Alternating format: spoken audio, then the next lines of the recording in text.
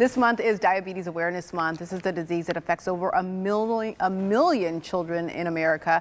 So we're glad to get some insight today from Dr. Jason Schulman from West Boca Medical Center. This number, a million kids, is it going up or down? Yes, it's on the rise. Wow. Drastically? Not drastically, but it is going up, yes. Okay, so when you talk diabetes, there's type 1, type 2. In the case of kids, you see more type 1. That's correct. Okay, so kind of start there. Does this develop over time?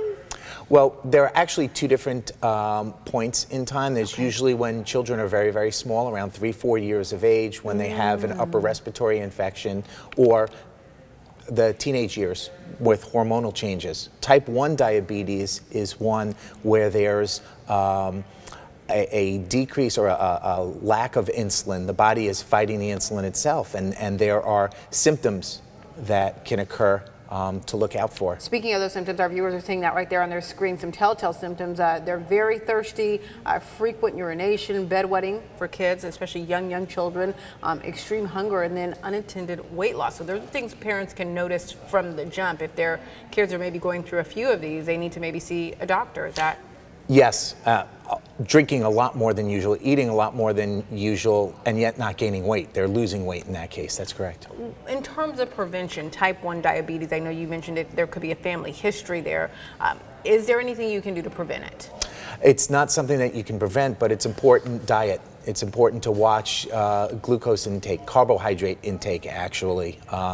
Carbohydrates that we take, refined carbohydrates they're called. These are types of carbohydrates where sugar is produced, a lot of sugar. So that sugar goes into the body in a child who may be susceptible to it. First thing that comes to mind is Thanksgiving next week. You've really got to be careful what they intake around the dinner table. Yes. We're almost out of time, but I do want you to just quickly run down some of the body functions of some of the complications. I know you mentioned to me kidneys could be affected. Yes, so the kidneys can be affected, the brain can be affected, strokes for instance, the vascular system, the heart can be affected, skin. Okay, so something to take seriously indeed. Dr. Schulman, Yes. Thank you so much for your time. A serious issue and one that we do want to give some attention to. Again, thank you.